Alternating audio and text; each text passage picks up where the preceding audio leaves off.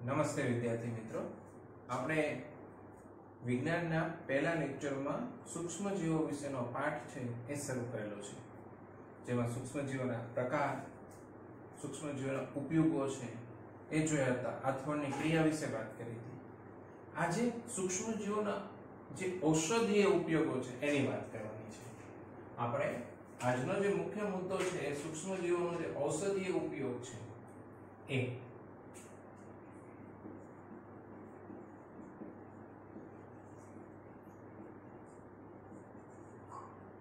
અને આ જે ઔષધીય ઉપયોગ છે એમાં ખાસ કરીને આપણે જે વાત કરવી છે એ છે એન્ટીબાયોટિક્સ.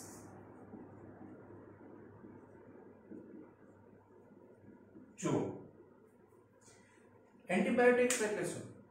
તો કે આપણે જ્યારે બીમાર પડીએ છીએ ત્યારે ડોક્ટર પાસે જઈએ છીએ તો ડોક્ટર કાં તો પેનિસિલિયમનું ઇન્જેક્શન આપે અથવા તો કોઈ કેપ્સ્યુલ આપશે અથવા એન્ટીબાયોટિક્સ દવા આપશે.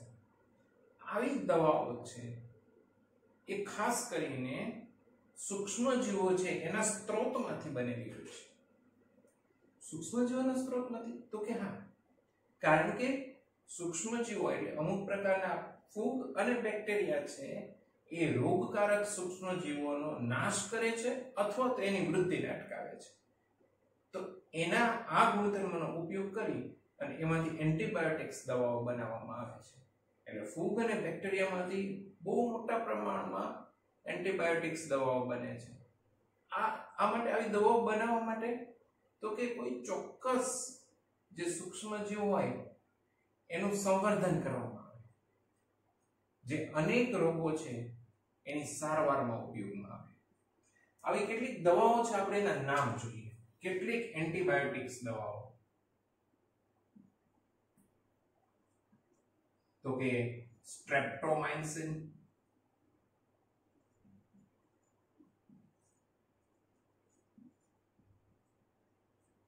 ટેટ્રાસાઇક્લિન,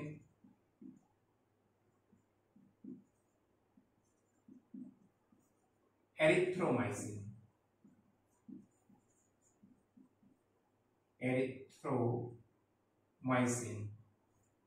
તો જો આ નામ પણ પ્રમાણમાં અઘરા છે. સ્ટ્રેપ્ટોમાઇસિન, ટેટ્રાસાઇક્લિન, એરિથ્રોમાઇસિન.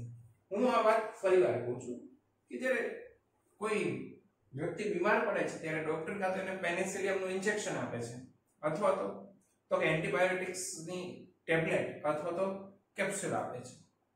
હવે આવી જે એન્ટીબાયોટિક્સ દવાઓ છે એનો સ્ત્રોત શું છે?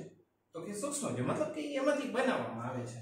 તો કે એનો જે સ્ત્રોત એન્ટીબાયોટિક્સ દવાઓનો કોણ છે? તો કે સૂક્ષ્મજીવો. ખાસ કરીને આવી એન્ટીબાયોટિક્સ દવાઓ શેમાંથી બનાવવામાં આવે છે? તો કે ફૂગ અને બેક્ટેરિયા.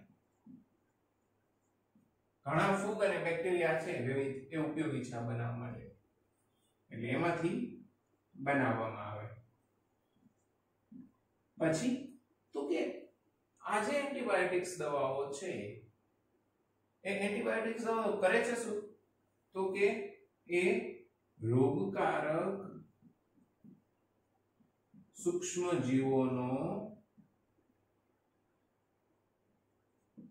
સૂક્ષ્મજીવોની કાં તો વૃદ્ધિ અટકાવે અથવા તો નાશ કરે.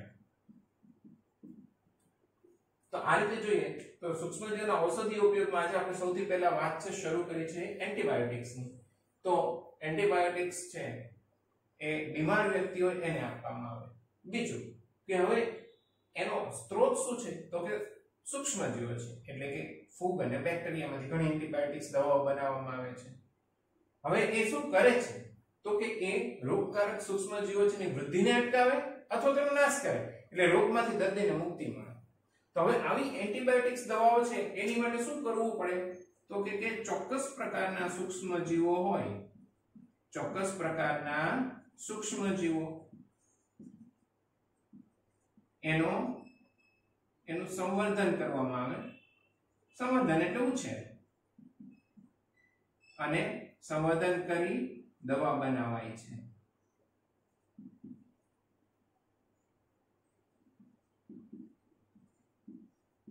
ચોક્કસ પ્રકારના સૂક્ષ્મજીવોનો ઉપયોગ કરી અને આવી એન્ટીબાયોટિક્સ દવાઓ છે એ બનાવવામાં આવે છે જે ઘણા બધા રોગોના ઉપચાર માટે ઉપયોગી હોય છે.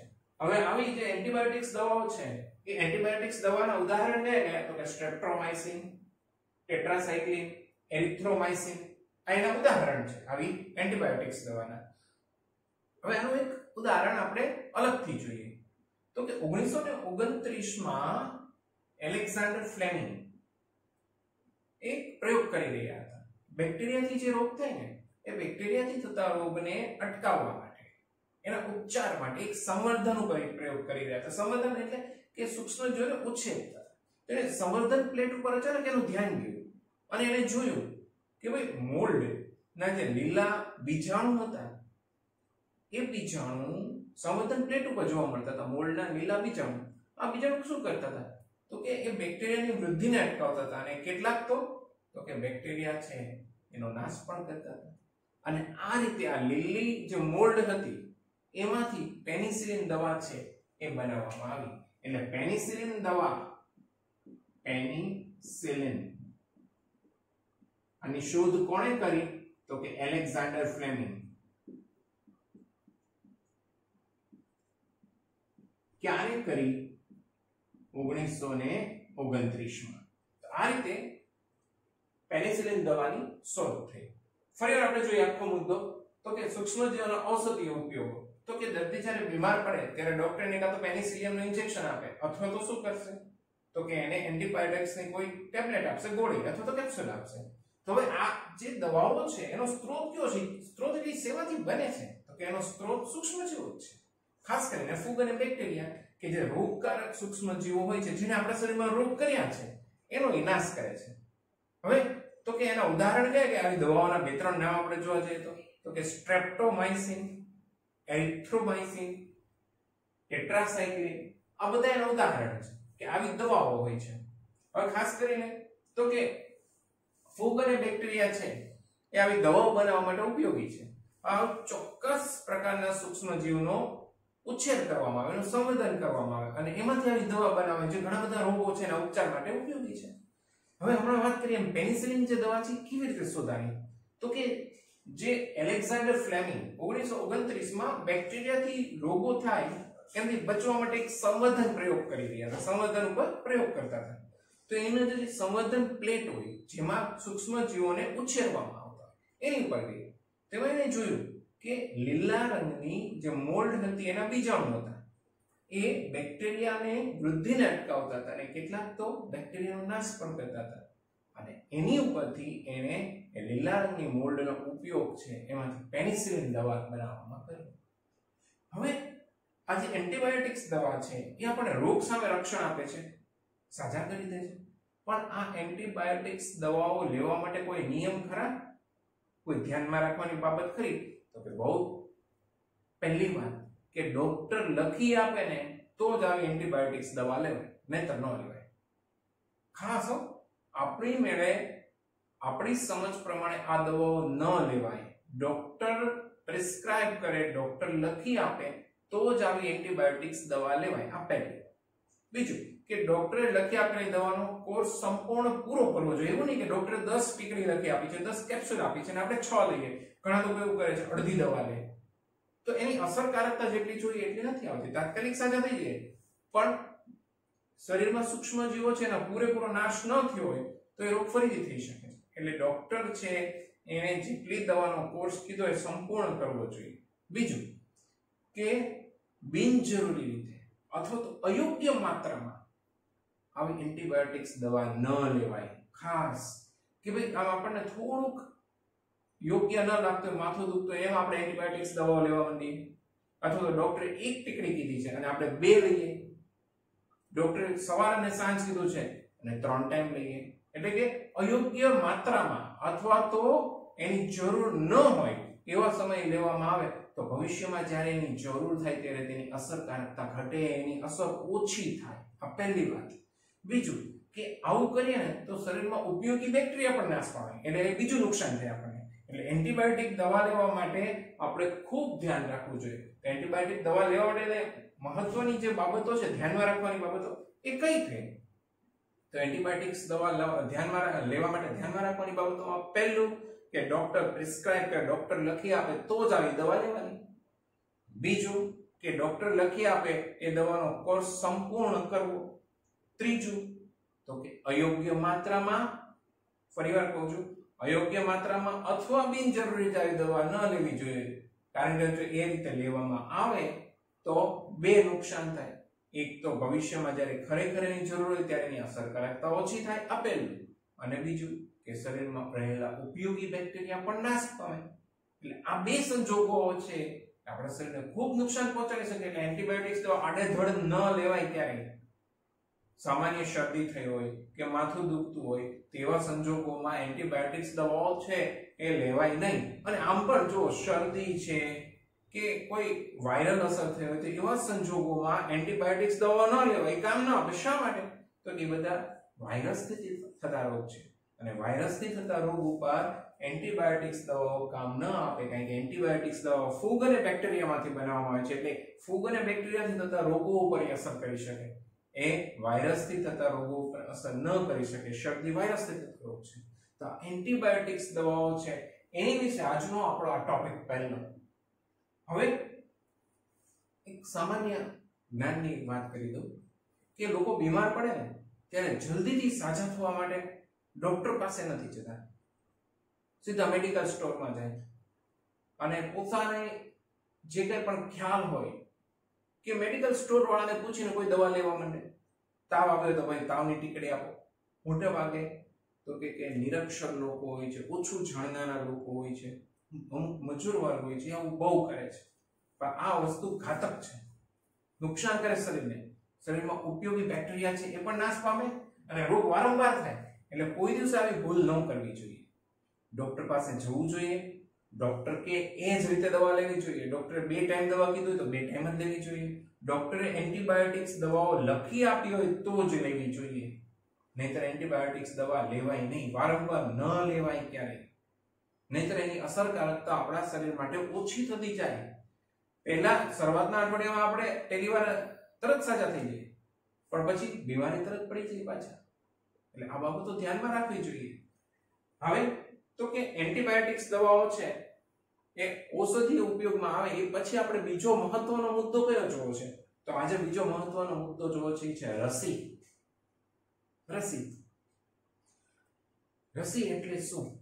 તો એની સમજ પહેલા આપણે મેળવવી છે, પછી આપણે રસી વિશે વાત કરવાની છે. તો કે જુઓ, કોઈ પણ સૂક્ષ્મજીવ જ્યારે શરીરમાં દાખલ થાય ને આપણા શરીરમાં, ત્યારે આપણા શરીરમાં એ સૂક્ષ્મજીવ રોગ કરશે. જો એ રોગકારક સૂક્ષ્મજીવ હશે ને તો, દાખલા તરીકે તો કે આપણને મેલેરિયા ક્યારે થાય? તો કે મચ્છર કરડે તો થાય. મચ્છર કરડે એટલે શરીરમાં પ્લાઝ્મોડિયમ દાખલ થાય. આ પ્લાઝ્મોડિયમ જે રક્તકણનો નાશ કરે અને એટલે આપણે મેલેરિયાના ભોગ બનીએ. તો આ રીતે આવા રોગકારક સૂક્ષ્મજીવ શરીરમાં દાખલ થાય એટલે આપણા શરીરમાં રોગ થાય. પણ જ્યારે રોગ થાય ને ત્યારે આપણું શરીર, આપણા શરીરના જે કોષો છે એ આવા રોગકારક સૂક્ષ્મજીવોની સામે એન્ટીબોડી બનાવે. આ એન્ટીબોડી છે એ રોગકારક સૂક્ષ્મજીવ સામે લડે, એનો નાશ કરે.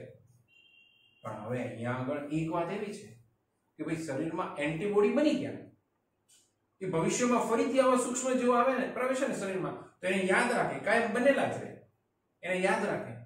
અને જો ભવિષ્યમાં ફરીથી એ સૂક્ષ્મજીવ પ્રવેશ્યા શરીરમાં તો એની સામે લડે અને શરીરનું રક્ષણ કરે. પણ અહીંયા મહત્વની વાત એ આવે છે કે આવા એન્ટીબોડી બને ક્યારે?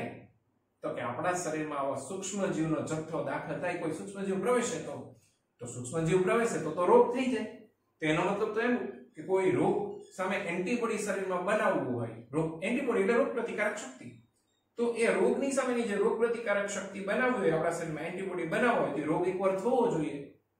તો આપણા શરીરમાં ટાઇફોઇડ સામેની એન્ટીબોડી બનાવવા હોય, કમળા સામેના એન્ટીબોડી બનાવવા હોય, ટીબી સામેના એન્ટીબોડી બનાવવા, તો બધા રોગ એકવાર થવા જોઈએ. તો આપણે તો હેરાનગતિ થાય. આવું ન થાય એટલા માટે વૈજ્ઞાનિકોએ એક રસ્તો શોધી કાઢ્યો છે. શું? તો કે ભાઈ જે રોગકારક સૂક્ષ્મજીવ હોય, દાખલા તરીકે આપણે એક વાત લઈએ ટાઇફોઇડ. તો કે ટાઇફોઇડ જે બેક્ટેરિયાથી થાય છે, ટાઇફોઇડના બેક્ટેરિયા જે આપણા શરીરમાં પ્રવેશે તો રોગ થાય, ટાઇફોઇડનો રોગ થાય. તો આવા બેક્ટેરિયા છે એ મૃત એટલે મરી ગયેલા, અથવા તો નિષ્ક્રિય કે જેની કોઈ અસર નથી, નિષ્ક્રિય એ કોઈ પ્રક્રિયા જ નથી કરતા, એવા રોગકારક સૂક્ષ્મજીવનો જથ્થો, થોડોક જ જથ્થો, મૃત, હું ખાસ કહું છું, રોગકારક સૂક્ષ્મજીવનો કેવો જથ્થો? મૃત અથવા નિષ્ક્રિય, એટલે કે મૃત અથવા નિષ્ક્રિય કરેલા રોગકારક સૂક્ષ્મજીવનો થોડોક જથ્થો જ્યારે આપણા શરીરમાં પ્રવેશે ને, ત્યારે આપણા જે શરીર છે ને એના કોષો આ જે રોગકારક સૂક્ષ્મજીવ છે એની સામે એન્ટીબોડી બનાવવા માંડે. તો એન્ટીબોડી બની ગયા. હવે શરીરમાં જે સૂક્ષ્મજીવો પ્રવેશ્યા છે એ નુકસાન નહીં કરે, કારણ કે એ કાં તો નિષ્ક્રિય છે અથવા તો મૃત કરેલા છે, એટલે શરીરને નુકસાન પણ ન થયું, રોગ પણ ન થયા અને એન્ટીબોડી પણ બની ગયા. હવે ભવિષ્યમાં જ્યારે ખરેખર આવા સૂક્ષ્મજીવ પ્રવેશે, જીવતા સૂક્ષ્મજીવ રોગકારક, તો આપણા શરીરમાં એન્ટીબોડી બની ગયા હોય જે આવા સૂક્ષ્મજીવો સામે લડે અને આપણે રક્ષણ કરે. તો આ સિદ્ધાંત ઉપર રસી કાર્ય કરે છે. એટલે કે જે રસી આપવામાં આવે છે ને એ રસી બીજું કાંઈ નથી, પણ એ જે રોગ માટેની રસી હોય ને એ રોગના મૃત અથવા તો નિષ્ક્રિય કરેલા સૂક્ષ્મજીવોનો જથ્થો જ છે. એનો મતલબ કે ટીબી ના રોગની રસી છે એ બીસીજી ની રસી છે, ક્ષય રોગ, ટીબી ને ક્ષયનો રોગ પણ કહેવાય. તો એની જે રસી છે ટીબી ની, એ રસી એ બીજું કંઈ નથી, ટીબી બેક્ટેરિયાથી થાય છે. એટલે ટીબી જે બેક્ટેરિયાથી થતો હોય એ બેક્ટેરિયાના મૃત અથવા તો નિષ્ક્રિય કરેલો થોડોક જથ્થો શરીરમાં દાખલ કરવામાં આવે, પણ એ નુકસાન નહીં કરે, ટીબી નહીં કરે, કારણ કે મૃત છે. પણ એ શરીરમાં દાખલ થવાથી આપણા શરીરમાં ટીબી સામે એન્ટીબોડી બની જાય. આ એન્ટીબોડી બનેલા જ રહે. હવે જ્યારે ભવિષ્યમાં ખરેખર ટીબીના જીવાણુ શરીરમાં પ્રવેશે ત્યારે શું થાય? તો કે ત્યારે પેલા જે એન્ટીબોડી બની ગયા એની સામે લડત આપે અને ટીબીનો રોગ સામે આપણને રક્ષણ મળે અને રોગ ન થઈ શકે. આ રીતે રસી બનાવવામાં આવે છે. તો અત્યાર સુધીમાં તો ઘણા બધા રોગો છે એની રસી આવી રીતે બનાવી શકાય છે. જેમ કે તો કે ટીબી માટેની રસી, ટીબી એટલે ક્ષય માટે મેં નામ કીધું, બીસીજી ની રસી બનાવાય છે, કમળાના રોગ સામે રસી બનાવાય છે, ટાઇફોઇડના રોગ સામે રસી બનાવાય છે, હડકવાના રોગ સામે પણ રસી બનાવવામાં આવેલી છે. તો આવી જુદી જુદી ઘણી રસીઓ છે. હવે જે પોલિયો ના ટીપા આપવામાં આવે છે, તમે બધાએ રસી લીધી જશે, એ રસી જ છે. પોલિયોના ટીપા એ છાપામાં, ટીવીમાં મોટી મોટી જાહેરાતો આપીને પોલિયોના રોગની રસી તૈયાર બાળકોને આપવા માટે લોકોને જાગૃત કરવામાં આવે છે. એક ખતરનાક રોગ હતો શીતળાનો રોગ. આ રોગમાં બહુ જ બાળકો છે ને મૃત્યુ થતા હતા અને આખા વિશ્વએ એની માટે ખૂબ પ્રયત્નો કર્યા. એક વ્યક્તિ હતા કે જેણે આ રોગની રસી તૈયાર કરી, એડવર્ડ જેનર, 1798. કોણ? Edward Zener. સાલ યાદ રાખજો, 1798 આ સાલમાં. તો એણે શીતળાના રોગ માટેની રસી તૈયાર કરી અને એનું બહુ મોટા પાયે છે પ્રચાર પ્રસાર અને કાર્યક્રમ ચાલ્યો. એનું પરિણામ એ આવ્યું કે વિશ્વના ઘણા બધા દેશોમાંથી, ભારત સહિત ઘણા બધા દેશોમાંથી આ એડવર્ડ જેનરે શોધેલી શીતળાની રસીને કારણે શીતળાનો રોગ નાબૂદ થઈ શક્યો. હવે કોઈને આ રોગ નથી થતો આપણા દેશમાં. એનું કારણ છે શીતળાની રસી. કારણ કે રસી શરૂઆતમાં જ બાળકને આપી દેવામાં આવે છે. એ રસી આપવાથી રોગ પ્રતિકારક શક્તિ વિકસી જાય છે, એન્ટીબોડી બની જાય છે, જેથી કરીને જ્યારે ભવિષ્યમાં જો એના સૂક્ષ્મજીવો પ્રવેશે, જીવતા સૂક્ષ્મજીવો, તો જે બનેલા એન્ટીબોડી હોય ને એ શરીરનું રક્ષણ કરે છે. તો પોલિયોની રસી બે વાત કરી, શીતળાની રસી.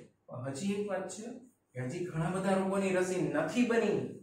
કમળાની રસી બની છે, ટાઇફોઇડની રસી બની છે, પછી તો કે શીતળાની બની છે, ઓરીની રસી બની છે, પણ હજી સુધી તો કે ડેન્ગ્યુની દવા જ નથી, એની રસી જ નથી આપણી પાસે, સ્વાઇન ફ્લૂની નથી, અને હમણાં જે સ્થિતિનો આપણે સામનો કરી રહ્યા છીએ કોરોનાની રસી પણ નથી. અત્યારે દુનિયાની બધી જ દવા બનાવતી કંપનીઓ કોરોનાની રસી બનાવવા માટે બહુ પ્રયત્ન કરે છે. શા માટે? તો કે જો એકવાર આ કોરોનાની રસી બની જશે તો શું થશે?